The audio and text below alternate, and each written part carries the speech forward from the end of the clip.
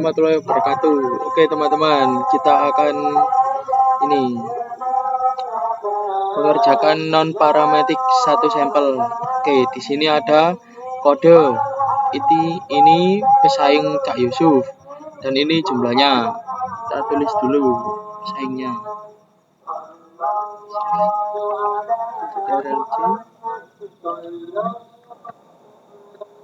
Kita agak besarin biar enak dilihat. Nah, udah. Nah, ini kan kode 1 itu ada 8.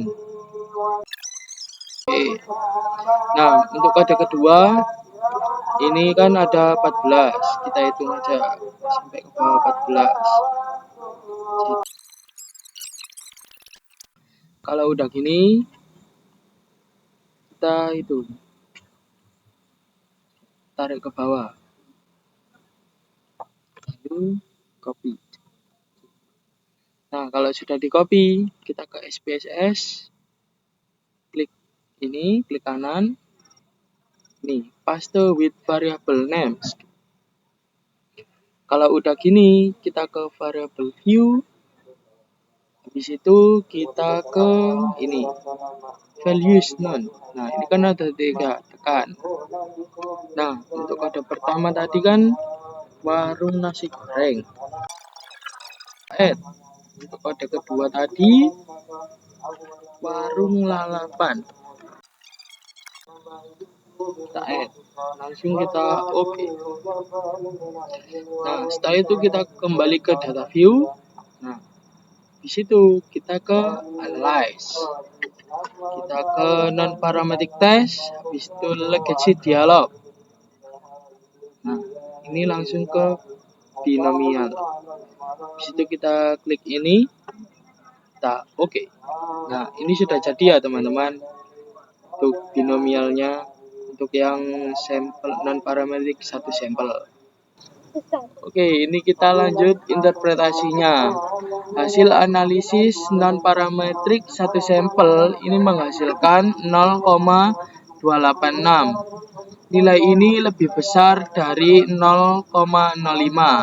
Maka H0 diterima karena konsumen memilih nasi goreng dan nasi lalapan tidak berbeda atau sama. Jadi, dapat direkomendasikan kepada perusahaan untuk memproduksi nasi ini dengan jumlah yang sama banyak. Oke, kita lanjut ke dua sampel berpasangan.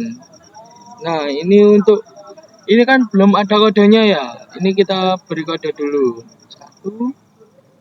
Nah, ini juga 1, 2. Nah, setelah itu di sini ini kan ada 2 ya, mendengarkan dan tidak mendengarkan. Nah, ini ada paham, tidak paham, dan paham. Kita tulis dulu tidak paham.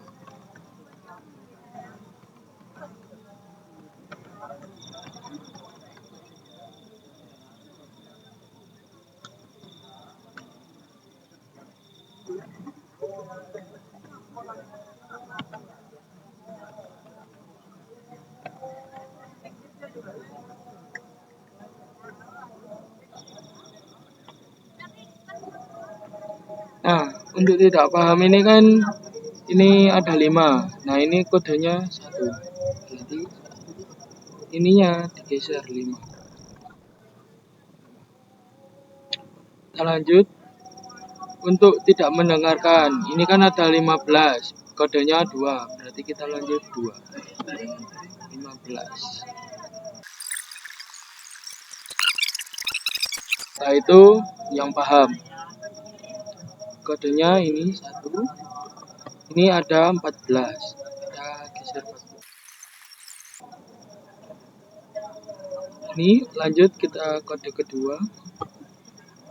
Ini ada 6. Nah, ini kan udah sama kan? Langsung saja kita cari ini. C. Kita masuk ke SPSS. Ini klik kanan, start with variable names. Kita ke variable view. Kita ke ini non 1. Dengarkan. Mendengarkan. Kita add. Yang kedua tadi tidak mendengarkan.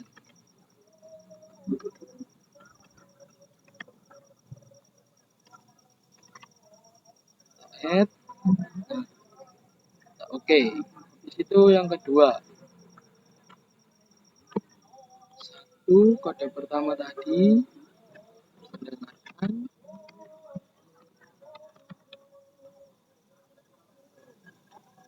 2 tidak mendengarkan.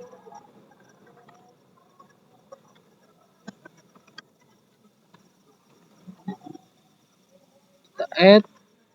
Oke. Nah, kalau sudah berubah gini, kita ke analyze. Kita ke ini parametric test. Legacy dialog. Kita ke ini 2 related sample. Setelah itu ini langsung kita oke. Nah, udah gini ya. Sudah menjadi tabel. Oke, untuk interpretasinya, jadi setelah kita lihat dari data ini, kita pakai uji Wilson buat lihat perbandingan antara kondisi paham dan tidak paham. Signifikan nilai asim signifikan dua tiles adalah 0,003. Karena angkanya di bawah 0,05 berarti ada perbedaan dari signifikan secara statistik antara kedua kondisi tersebut. Perbandingan skor kalau kita lihat dari tabel ranks, ada 9 orang yang nilainya turun negatif ranks.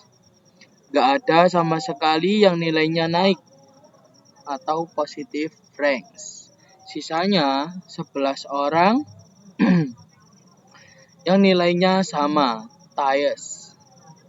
Intinya, secara statistik, skor untuk kondisi paham itu secara signifikan lebih rendah dibandingkan kondisi tidak paham. Jadi ada perubahan yang nyata. Oke, kita lanjut. Ini kita pakai sampel independen. Ini seperti biasa kita tuliskan kode dulu. 1.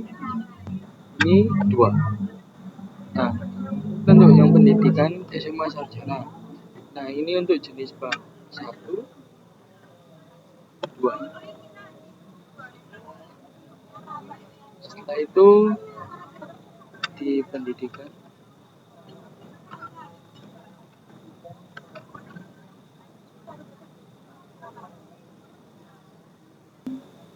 setelah kayak gini, ini kita tuliskan kodenya.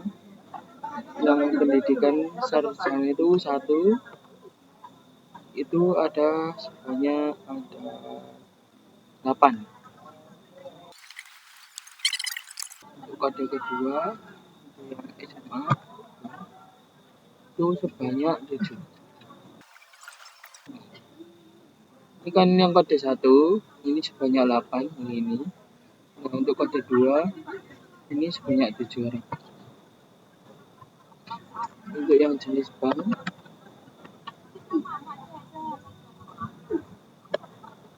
satunya itu ada 9.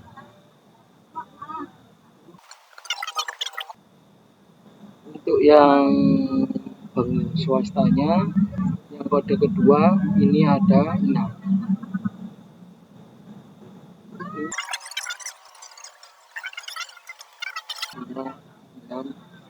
Ini kurang 1 ya. 7. Oke. Setelah ini kita copy paste seperti biasa. Ctrl C. kita langsung ke klik kanan, kita paste with variable names. Setelah itu kita ke variable view. Yang pertama tadi sarjana.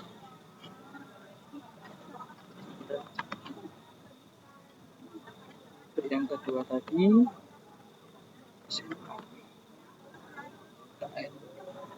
oke. Yang ini banknya tadi pemerintah.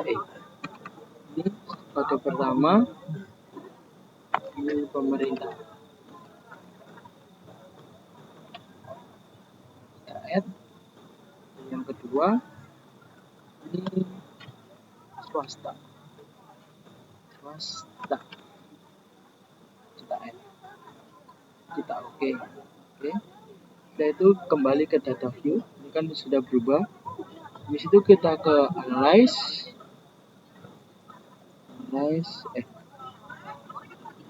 Kita ke ini descriptive statistics. Habis itu kita ke cross tab. Kita masukin di sini. Ini kita masukin di sini. Kita ke statistik. Kita pilih T-square. Continue. Lalu oke. Nah, sudah jadi. Oke, untuk interpretasinya dari data tabulasi silang, kelihatan kalau 8 orang sarjana ini memilih bank pemerintah. Sedangkan yang SMA cuman 1 yang memilih bank pemerintah.